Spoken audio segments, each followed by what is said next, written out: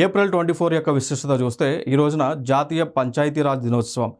National Panchayati Raj డేని నిర్వహించడం జరుగుతుంది. మరి ఎందుకు అంటే కారణం వచ్చేసి అక్కడ 73వ రాజ్యాంగ సవరణ చట్టం 1992 అనేటువంటి చేశారు.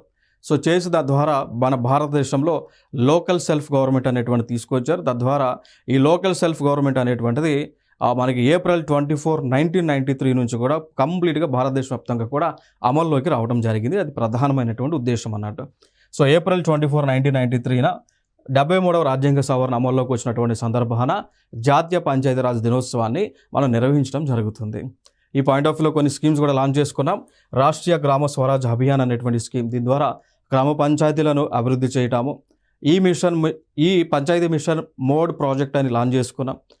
పంచాయతీ వ్యవస్థ మొత్తాన్ని కూడా డిజిటలైజేషన్ చేసి ఆన్లైన్ ద్వారానే సేవలను అందిస్తూ ఉన్నాం.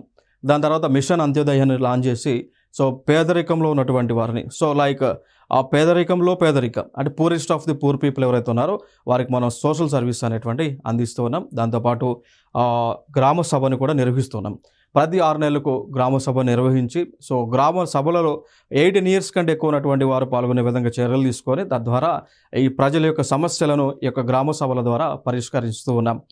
ఇది నేషనల్ పంచాయతీరాజ్ దినోత్సవం యొక్క ఇంపార్టెన్స్. పంచాయతీరాజ్ వ్యవస్థను ఏర్పడడానికి వివిధ కమిటీలను ఏర్పాటు చేస్తున్నాం. గతంలో 1957లో బలవంతరాయ్ మెహతా కమిటీని ఏర్పాటు చేశాం.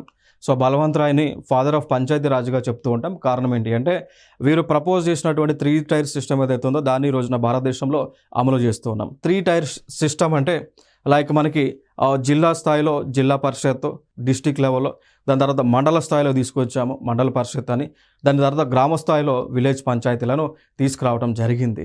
అంటే ఇక్కడ 3 రకాల స్ట్రక్చర్స్ మనం ఇంప్లిమెంట్ చేస్తూ ఉన్నాం. లీడర్లను మనం జిల్లా స్థాయిలోనూ, మండల స్థాయిలోనూ, అదేవిధంగా గ్రామ స్థాయిలోనూ ఎన్నుకుంటూ ఉన్నాం. అది 3 tier స్ట్రక్చర్ అంటాం. ఇది ప్రపోజ్ చేసినటువంటి వ్యక్తి బలవంతరాయ్ మెహతా గారు. అందుకే వారిని ఫాదర్ ఆఫ్ ది పంచాయతీరాజ్గా మనం చెప్తూ ఉంటాం. అండ్ 1977లో అశోక్ మెహతా కమిటీని లాంచ్ చేశాం. అంటే ఇది కమిటీ నివేదిక ఇచ్చింది. వీరు 2 tier సిస్టమ్ని ప్రపోజ్ చేశారు. 1985లో GVK Rao committee planning role importance గురించి మాట్లాడారు. 1986లో LM Singhvi committee constitutional status అంటే పంచాయతీరాజ్ వ్యవస్థకు రాజ్యాంగబద్ధమైనటువంటి హోదా ఇవ్వాలని ప్రపోజ్ చేశారు. దాని తర్వాత పీకే తంగన్ కమిటీ 1989లో వీరు ఒక నివేదిక సబ్మిట్ చేశారు. నివేదిక అనుసరించి మనకి 73rd కాన్స్టిట్యూషనల్ అమెండ్మెంట్ యాక్ట్ 73వ రాజ్యాంగ సవరణ చేయడం జరిగింది. ఇది మనకి పంచాయతీరాజ్కి సంబంధించిన కమిటీలకు సంబంధించిన అంశం.